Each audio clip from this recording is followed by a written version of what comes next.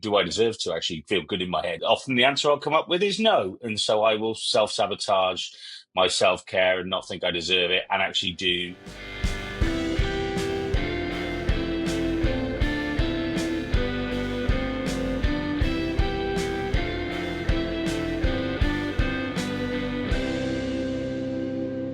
Hey everyone, welcome to the BPD Bunch. I'm your host, Xannie, and today I'm here with Carys, Celine, Jack, Darren, and Solène. Where in the world is everyone coming from? I'm just east of Toronto in Ontario, Canada. I'm coming from London, England. Hey, I'm Jack from Atlanta, Georgia, United States. Coming from London, England. And joining from Dubai in the UAE. And I'm coming from New Mexico in the United States. For our last episode for season 6 of the BPD Bunch, we are going to be talking about BPD and self-care. If this or other BPD related topics interest you, please make sure to like, subscribe, and turn on your notifications so you do not miss anything. To get us started, I'm curious, what does self-care mean to you? To me, this means be able to, take time out of your day, out of your schedule, whatever, and just do what makes you happy. Where is that one, it could be a smaller thing, but it would mean so much to you to be able to do it and just help you decompress after a long, long, long day. Yeah, self-care can be any time for me, but I think it boils down to me, myself, and I taking care of number one, which, is an unusual thing. Might sound unusual to people, but it is an unusual thing to take care of yourself, I think, sometimes, and think of yourself first before anything else. For me, it's about proactively managing my emotional regulation and doing things that make me feel calm, at peace, and that make me feel joy. And for me, I've really enjoyed learning the ABC Pleases skill from DBT because it helps me remember all of the different types of self-care items, I guess, or categories, if you will, because so many of them, if I forget just like one or two, then my emotion regulation suffers. So self-care can mean making sure that I've eaten enough. It can mean getting enough sleep. It could also mean remembering to do things that are fun and doing things that are a challenge so that I have a feeling of, and that's, I think, the one I'm enjoying currently the most is picking up new challenging things, because when I have success, it just feels so much better than doing something fun and easy. It's like the kind of nutrition that your body gets out of a really healthy meal versus like the sugar and caffeine crash after like a delicious Starbucks Frappuccino. Love that analogy. When I think about self-care, I think about the image of putting the mask on yourself first in an airplane. So by putting the mask on myself first, then I can do the things I love in a way that's aligned to my values. And ultimately, then I can be there for other people in, a way that they benefit from, that they need me to be, rather than me projecting something that I need onto them. So it's about meeting our own needs in my view. And so it is deeply personal and it'll look different for different people. And when I was reflecting before this episode, I realized actually, yes, it's about actions. But what I've come to learn is that in my process, it starts with questions. So self-care comes from a place of asking myself, like, how do I feel? What do I need right now? What would be the most helpful short-term and effective long-term?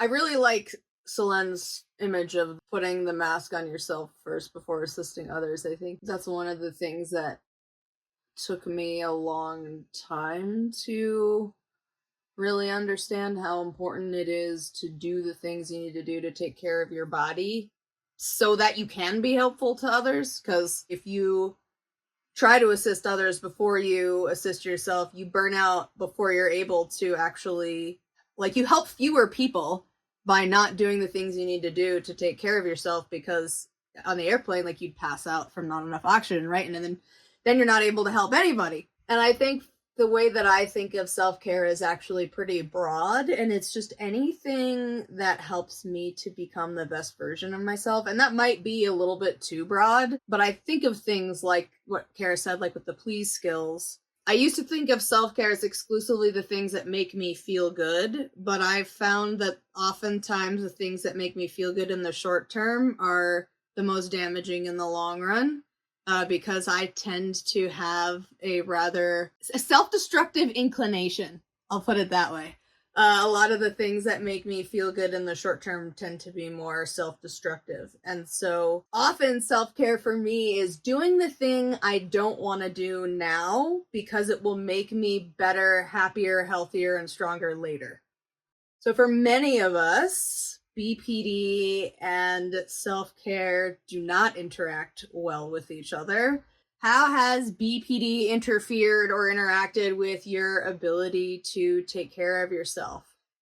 I think for me, the natural sort of inclination to self-destruct and self-sabotage can definitely play a part in damaging that self-care. Yeah, and quite a lot of time, I sit there and I think, do I deserve to actually feel good in my head? Do I deserve to, have that time, space, and inner peace and sort of tranquility? Do I deserve that? And often the answer I'll come up with is no. And so I will self-sabotage my self-care and not think I deserve it and actually do things that aren't good for me as almost an act of penance type thing. I was going to say something really similar, actually. So the way my BPD interferes with my self-care is that it's tied very closely to my self-worth, self-esteem in at any given moment. And when I was really unwell, I didn't feel like I was worth it or that I deserved it. And for me, it has a big interrelation with sort of the opposite of self-care and self-harm.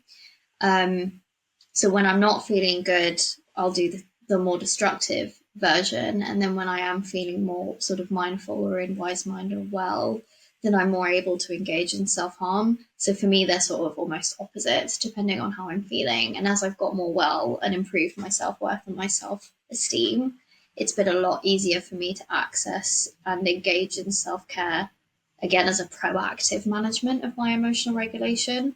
And I think also when I was really unwell, I purposely didn't engage in self-care almost as a cry for help. I think I wanted people to see that I was suffering and sort of, I guess, like save me. But really what's made me well is sort of having the skills to do that for myself and then not end up getting to a point where I feel like I need saving.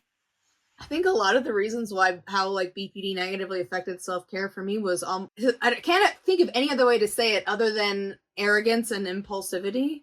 So half the time I wasn't thinking about it at all. I was just doing whatever my impulse said in the moment, which was often a self-destructive impulse. But then when I did think about it, I had this almost arrogance, like, well, I shouldn't have to actively do something to take care of my body in order for it to be okay. It should just do it on its own, kind of thing. And I don't know where that thought came from, like why I thought that, but it was very, like, I would always be surprised if I treated my body like crap for a week and then I would get sick or not be able to function, right? I was like, psh, body, what are you doing? Like, I should be able to drink 5 nights a week until I'm blackout drunk and not have any problems. Like, what's wrong with you? That's just normal life. No, it's not just normal life, but that's how I treated my body. Just like, come on, get up, take more abuse. Mine's really similar to yours, Xannie. I would be like, I'm sick, like I have a cold, so I have to drink lots of whiskey because my whiskey will kill the cold and then everything will be fine.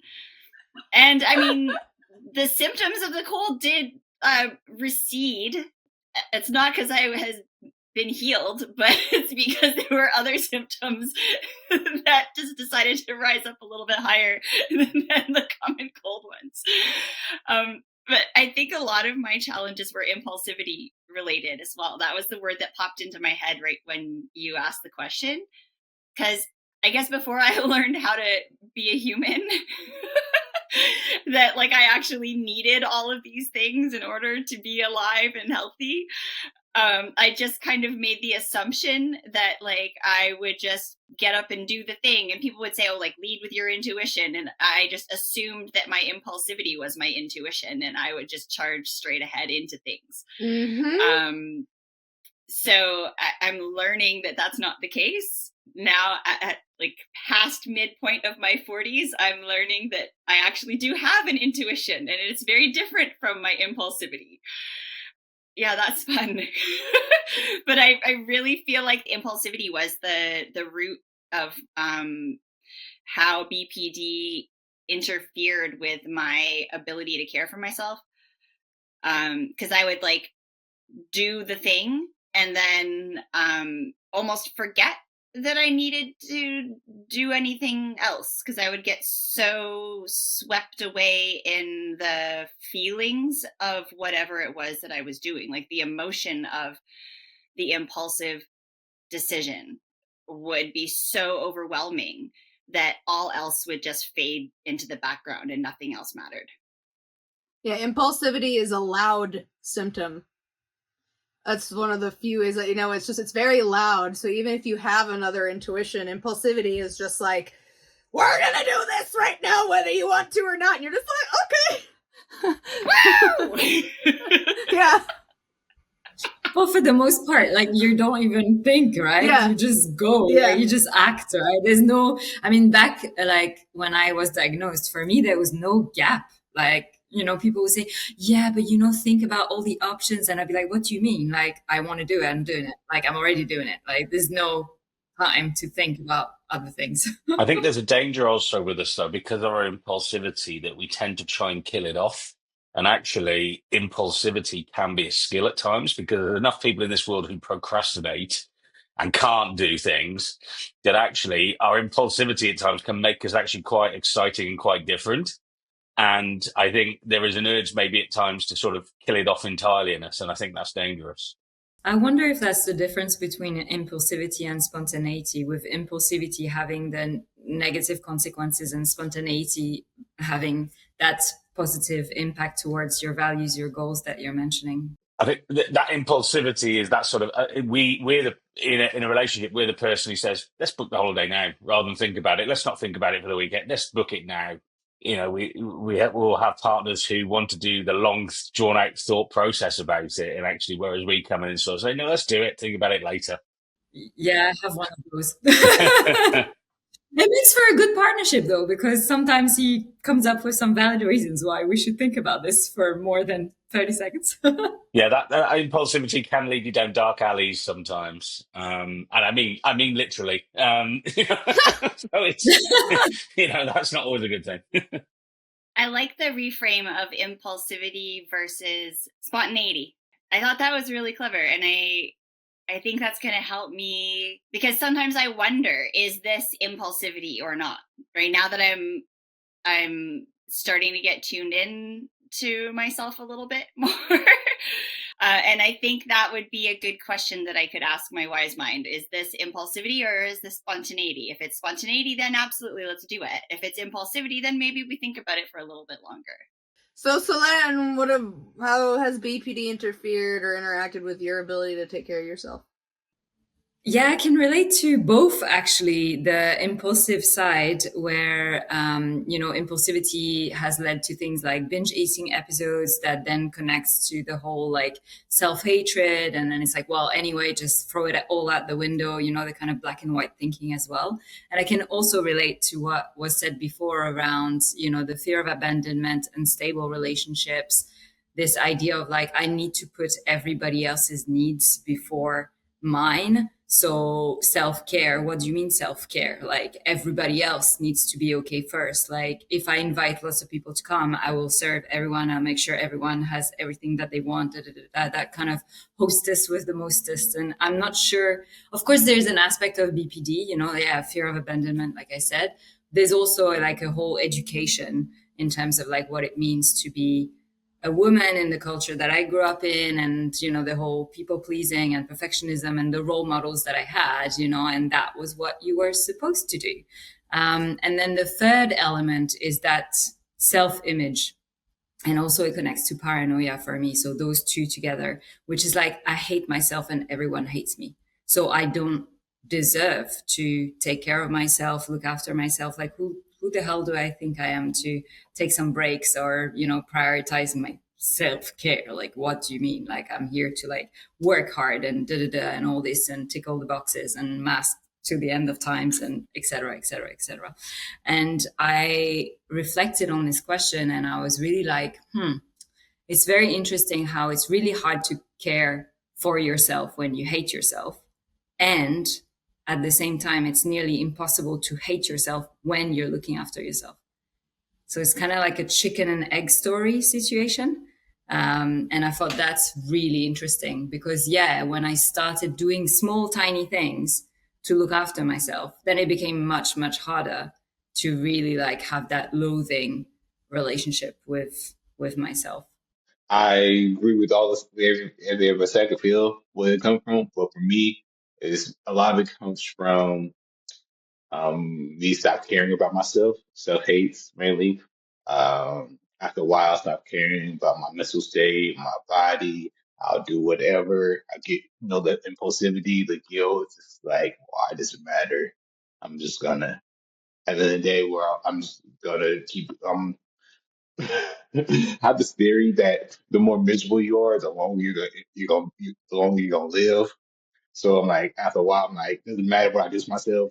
I'm gonna outlive everybody. I'm gonna be the grumpy old man at the end of the block, waving his cane at the kids. Get off my front lawn, you darn dirty kids.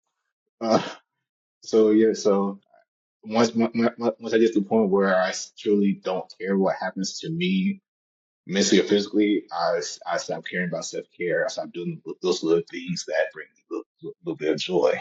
So yeah, so a lot of it's just self hate. Jack the Nihilist. It's really interesting that you're saying you're like having this vision of you being older and grumpy and all that. Like for me, it came from like a totally different place, and yet we ended up in the same thinking. It came from, well, I'm not going to live long anyway, so what the fuck is the point? So it's interesting. It comes from like kind of opposite in terms of like lifespan, but then it leads to the same place where it's like, well, I'm not going to care about myself. What's the point? With all that said, what are your most important self-care routines and activities? Eating. I love to eat. I need me a good big meal in order just to help me decompress. So full like I'm about to fall asleep in my seat good big. Going for walks. I need going around my neighborhood, seeing nature, feeling the air on my skin, feeling the sun on my skin. Um, and just finding a nice quiet room or area by myself. Nobody around me, no noise, just me, myself, and I. It could be for 5 minutes, could be for 3 hours. I need that alone time. My family knows it. My good friends know it. Like after a while, we just need to leave Jack alone so it could be solo dolo for a while, so he can decompress and get back to how he normally feels. And reading for me, that's another one. Goes to the library, finding a good little comic to read. Yeah, so those are my steps. Starting the day at the gym and ending it with a swim. And for me, the main bit is when I'm in the pool is practicing that gratitude, because I grew up in a small town in Normandy in the north of France, 25,000 inhabitants, where it rains a lot, pretty much all the time. And now I live in Dubai and I get to live in a place, in a building that has a pool. I mean, who does that? That is amazing. So practicing that moment of like, I'm in the water, I'm swimming at the end of the day, and it's just, oh, it's amazing. I love it. Similar to what Jack said about walking outside. Yeah, that's daily. Have to. Need to. It's amazing. I love walking. I actually ended up walking a marathon in Canberra when I lived in Australia, and that was pretty cool. That's how much into walking I got. So yeah, and then beyond that, creative things, writing, performing, painting. I think it's like engaging with my creative spirit, speaking the language of my soul and my artistic side, and also channeling all of my emotions and my challenges into putting something into the world, and especially around the topics of, mental health and identity, belonging, and connecting through that with other people. That's magical for me, and that self-care I need to, I want to. It helps me to make sure that there is time in my day, my week, and my month where I am spending on these creative activities. It's not an add-on, it's like a must-have. No, I really relate to the creativity as a must-have. I think it's a good outlet for all of for me, creativity and creative outlets are almost like dreaming, where it's a necessary thing to get out and process the thoughts. But on the topic of dreaming, sleep is probably one of the things that I overlooked the most. And I think it was also one of the things that I have had the most difficulty not sacrificing. Because when I was really symptomatic in BPD, I didn't really think very much about other people at all. But then when I started developing some skills, especially like the beginning of my active recovery journey, I started realizing how much sacrificing for others kind of made them like me more. And oftentimes, like if I was invited to something, I would do whatever I needed to do to stay awake and participate, even if it was not the best. Like I remember the night before my wedding, my friends were throwing me a party and I was exhausted, but I didn't want to be a party pooper. And so I drank a ton of caffeine to stay up, but then I couldn't go to sleep. And I actually got married on only like an hour and a half of sleep. I don't remember the day that well. It was like very hard for me to stay regulated because I hadn't gotten any sleep. And that moment actually was the moment, my husband was like, why did you do that? Nobody would think that you're a bridezilla if you went to bed early. Like no one's it's your day. But I had become so attached to doing things for other people because I was like, oh my gosh, this is a way to get them to like me. That it took me a second to realize, no, actually, the best way that I can care for my friends and do other things is by doing the things I need to do to stay regulated. And so now sleep is something that I really prioritize.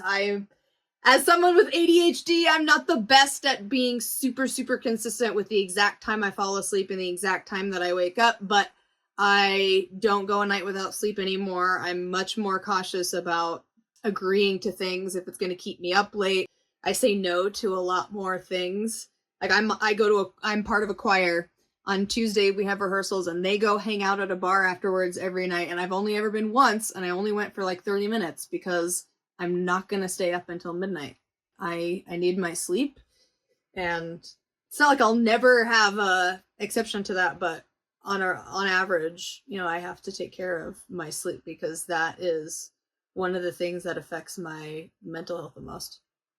It's funny because I was thinking eating, sleeping, and drinking water are my most important because they are the ones that I always forget.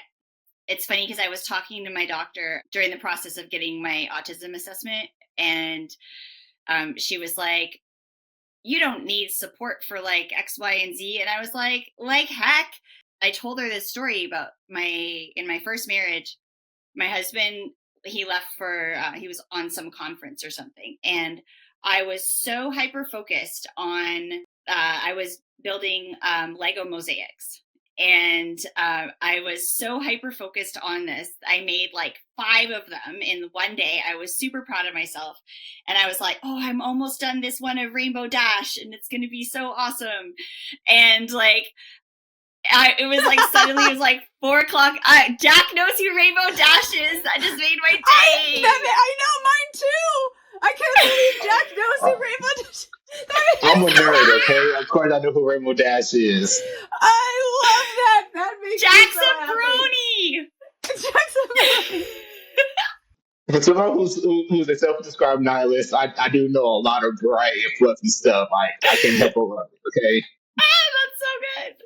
Anyway, so yeah, I was like, I could almost finish Rainbow Dash before like, and then I'll go to bed. And then like, I looked at my watch and it was 4 o'clock in the morning and I was like, I've been working on Lego mosaics since 9. And like, I maybe got up to pee once and that was it. And like, I didn't eat any food. I didn't drink any water, nothing. And then I got up and I'm like, oh, like the room starts spinning. My head's like, bomb, bomb. And I'm like, ugh. So I like ran and grabbed like an Ensure. It's like chugged like 3 of them and then like sat down for a minute waiting for it all to kick in. And then I like made myself some proper food. But like, if I don't have that stuff on a routine, if I don't have my water bottle with me all the time, if I don't have alarms set for me for regular food intake, if I don't have alarm reminding me that it's like, hey, Carys, you should be thinking about bedtime sometime in the next hour or so, I will not remember. So as silly as it may seem, those 3 are my most important, because without those, I can't be creative. I can't go on a walk. Like I can't do any of the things, because I will literally cease to function as a human being if I don't consciously attend to food, water, and sleep.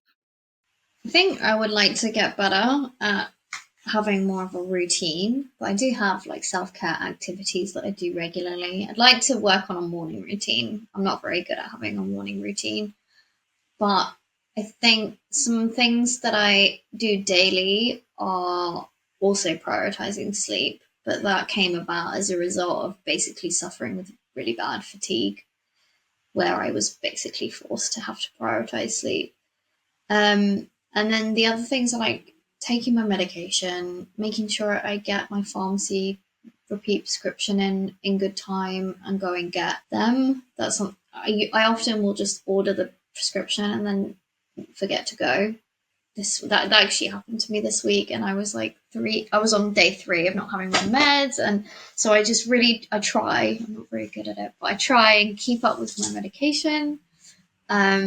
I go for regular osteo and massages because I hold a lot of tension in my body, which is why I have a dislocated jaw.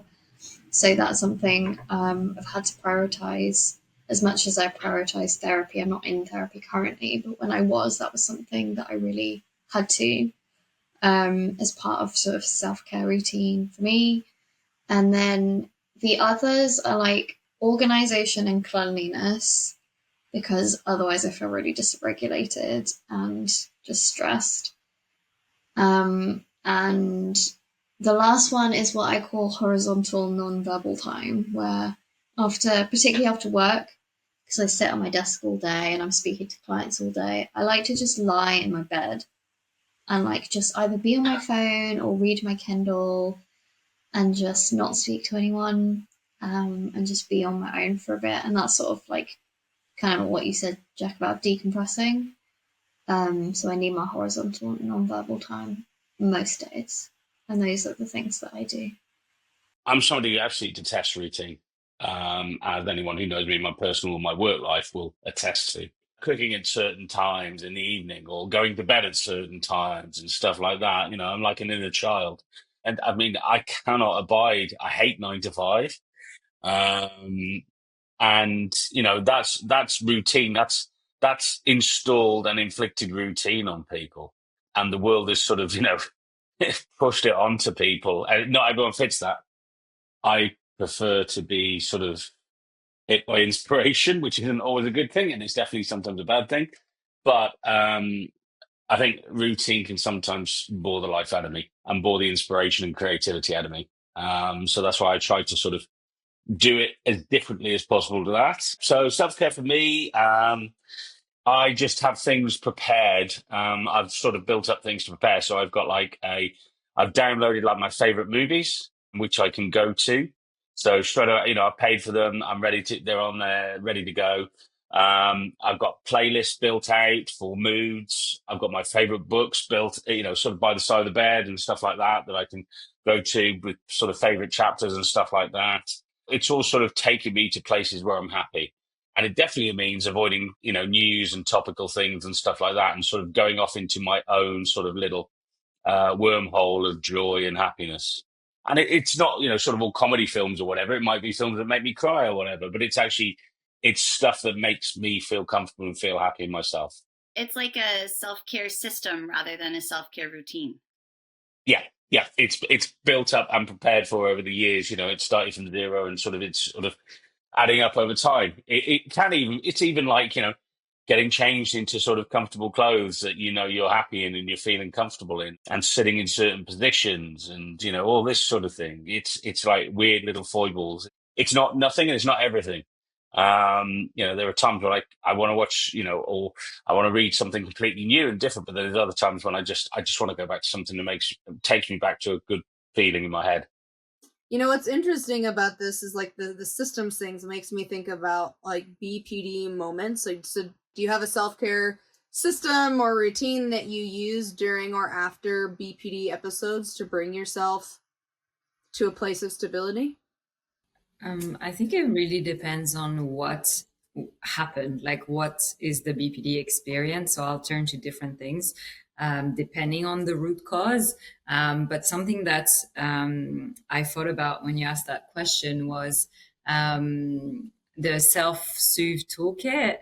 So as part of DBT, that's one of the skills that you learn. So it was really interesting to create that little kit, and I still have the pouch. I use it less now because it's embedded so much into my routine, like we've talked about before. But it was life-changing, like to have inside, like a little cuddly toy and a little scent, like essential oil that I love, that makes me think about tropical vibes, and like so many different little things in there, like a little picture with my husband, a picture of my parents, a little note from a friend, like so many different little things that if I was in a difficult place, I would open that and pick whichever one I felt like was going to help me the most in that moment.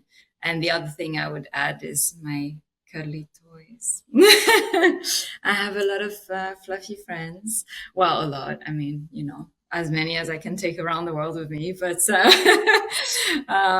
yeah, if everything goes to shit, excuse my French, they're always there, and yes, they give me a lot of comfort. To piggyback, it really depends on what happened. I used to have an unhealthy system, drinking and smoking, but since I stopped doing that, mainly for me, it may just find some place where I could isolate myself for a little while. Put my headphones in, listen to some music, and drown out any negative thoughts or feelings that I have with my music, and learning how to compose myself. I kind of go to like sensory deprivation, except for music. But like I put on my headphones and I make sure there's like the noise canceling. I put something over my head and I just get in a ball. And I just kind of, if I'm home, it looks a little different. But if I'm like out, it'll still kind of look like that. Like I'll sit, like I'll have my hood over, like all the way over my head, and I'll just kind of sit like this, and I'll just wait until like I'll feel whatever I'm feeling, and I just wait for it to kind of go. And then if I'm like out in public, I can't really do a whole lot more than that until I get home. But once I get home, I love what you called it, Celine, the horizontal nonverbal time, because that's exactly it. Like once I get home, I have like my own room. So it's like I go to my room and I like control the lighting and get it like nice and soft. And I just like cozy up with like one of my like plushies and like a nice blanket and Rainbow Dash. yeah, Rainbow like Dash? I listen Rainbow Dash. No. It's actually usually this guy. He's so Oh my gosh, so cute. Yeah. I have some right here too. I got my burger and fries. So cute.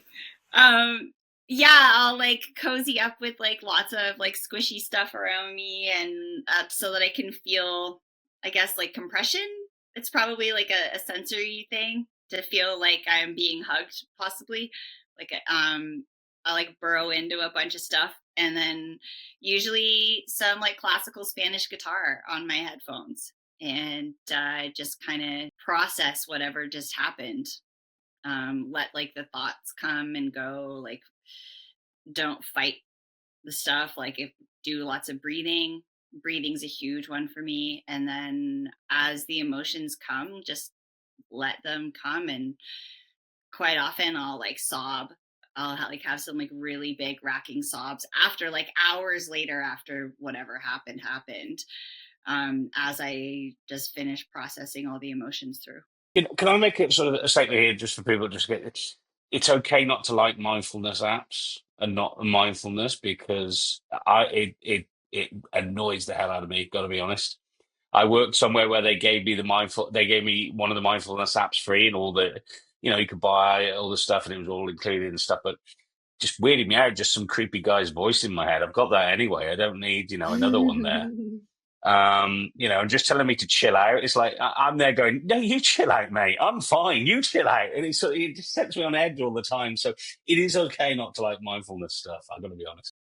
I do think it's worth saying that there's a difference between mindfulness as a concept and mindfulness apps, because like mindfulness is like, you can't recover or have a stable life without being mindful, but mindful just means paying attention to your life and going through it with intention, right? Like going through your life with awareness and intention. And unfortunately, sometimes that gets a little bit commodified in apps, like meditation apps that like, I can't do it. I can't do it either. For me, mindfulness is really just an awareness and intention within myself and how I go through the day. Like for me, mindfulness is how I drink my coffee in the morning. So it's one of those things that like mindfulness is critical for everyone, but the way in which you practice it is going to look very different.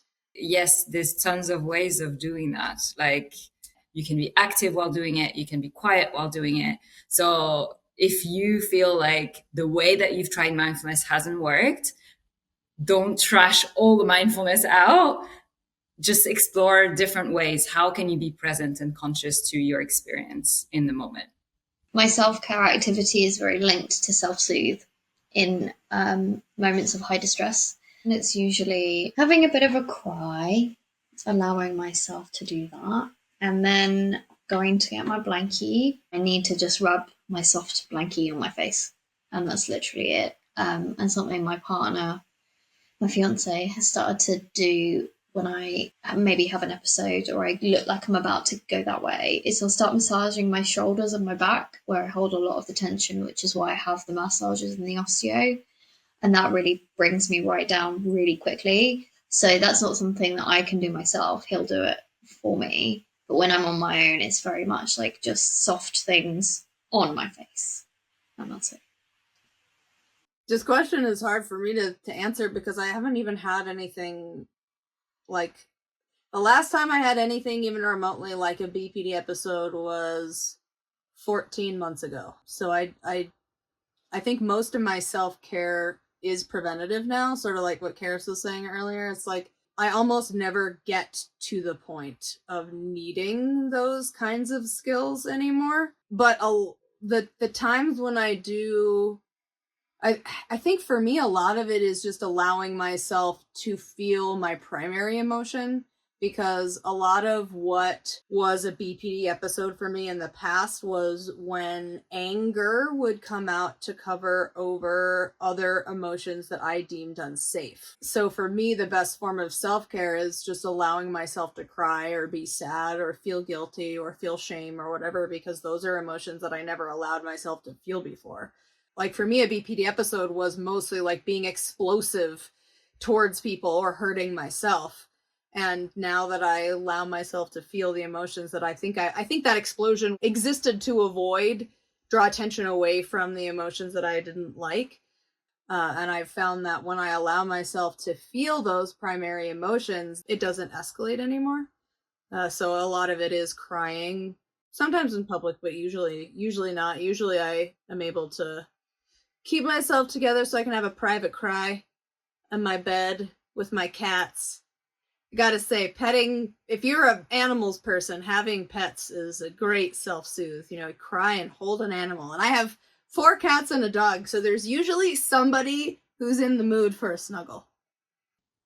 I think that you touch Xannie and Céline on something important, like animals, and also Céline, you mentioned your partner giving you a massage. Like we haven't really explored that, but there's an element of self-care which is about connecting with others, whether it's asking for help from somebody, whether it's talking through something with a friend, with a therapist, whether it's also like volunteering, doing something for community, serving our greater purpose. Like all of these things can also end up like being a way that we look after ourselves and care for ourselves. But we often tend to forget them. I surely do. But through hearing some of these stories, I'm like reminded that, oh yeah, self-care doesn't have to be just by yourself, actually. Yeah, getting hugs from my hubby is a great one. So what advice would you give to someone who is exploring self-care for the first time? Don't be afraid to try new things. Yeah, self-care, we want to do things that we already know make us comfortable, but sometimes you gotta explore new things to find out what will work for you, what won't work. I didn't realize I like walking because I like just chilling and sitting down and laying down too. But I discovered after walking one day, again being and feeling the sun and weight on my skin. Oh, I really enjoy this walking. Let me go a little bit further and see how it really feels in the long run. New things can become your favorite things sometimes. And if it doesn't work, oh well, you tried it. Move on to the next thing. I think similar to that, keep an open mind.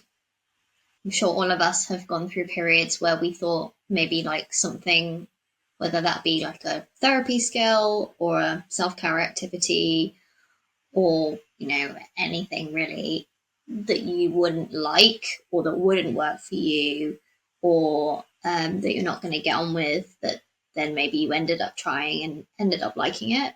So similar to that, sort of in terms of trying new things, just keep an open mind mentally. Like we did touch on mindfulness. I personally like the mindfulness apps, but there's different ways to engage in that. Same with therapy skills. Same with self-care. Same with self-soothe.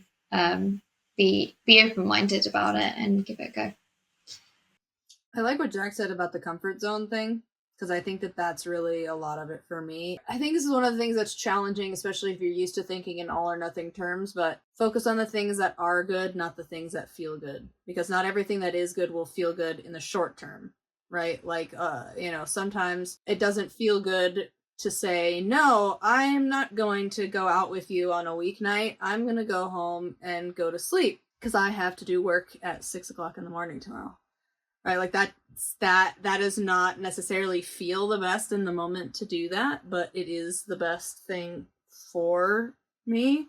And it's not always about like saying no. Sometimes it's also about saying yes to things that push me outside of what I think I can handle, like growing my resiliency. It is a lot of trial and error. It's not like you push your comfort zone perfectly all the time. Sometimes you realize, oh, I could have pushed myself a little bit harder. And sometimes you're like, ooh, I pushed myself way too far there. I did not have the skills to manage that situation. Right? So there's some trial and error in that, and that's okay. And I was just going to add, it's trial and error. It is all about trial and error. And it as with most things with BPD, there's going to be setbacks. And try not to take it as a setback, take it as a learning. I think that should go without saying, really. And don't listen, don't sort of listen to what should work and what shouldn't work, because everyone's individually, and I think that's the key thing. And you find your own sort of thing in your own groove. And that's the important thing in this. It's easier now that I have a framework, but I think for a lot of us, self-care is such a broad subject that it's hard to see how broad it is. We just kind of get focused on one thing, like a mindfulness app or a bubble bath or like whatever the thing is that society has programmed us to believe self-care is. I'm going to go back to ABC Pleases because this acronym is so fantastic. It will help you remember all of the different things that comprise self-care. And then from that starting point, you can analyze like, hey, which of these things do I feel like I could have more of in my life? And not to be super strict with it, but to use it as a springboard, as literally a framework to develop your own self-care. And then to have that freedom to experiment, to do the trial and error. I no longer feel like I'm starting over from scratch because I'm able to recognize that I'm starting with experience. I love that. I now know what not to do. So I'm not going to make that same mistake again. I will likely make others, but I'm not starting from scratch. I'm not back at 0. I'm at like maybe 0.75, which is progress. Yeah. That I took that approach with my recovery overall, and it really helped a lot to not have so much self-judgment. Because it's like, all right, well, I'm trying things out. I didn't know for sure this would work beforehand, and now I know it doesn't. I would say if you're exploring self-care for the first time, you're probably actually already doing it. That would be my first answer. And so I would invite you to start with asking yourself the questions like, what self-care things do I currently do and that are helpful and effective? And what about things that I do at the moment that get in the way of my self-care? Like just getting curious about what are your self-care practices right now in this moment, and start from there and evaluate what works and what doesn't work. Then another thing that I found really helpful is to, especially at the very beginning, is to think about daily, monthly, and in times of crisis, what are the practices that are self-care and that are most helpful and effective? And just writing a long list so that when, especially in times of crisis, it's like, oh, I don't know what to do, it's overwhelming. You can come back to that list, can be on your phone, can be on paper, can be whatever way works for you. And you can be like, okay, I have all of these options, like which one, feels the easiest. There's no resistance right now. I can just try it. And like Carys said brilliantly, if it fails, I have so many other ones that I can try as well. And so that's my final thing as well. Like things change. We're humans in constant evolution, which is the beauty of it. So yes, some things that I used to do in self-care years ago, may not be the best for me right now. And some things I'm doing right now that I'm like, oh, this is amazing. I absolutely need this in my life forever and ever and ever.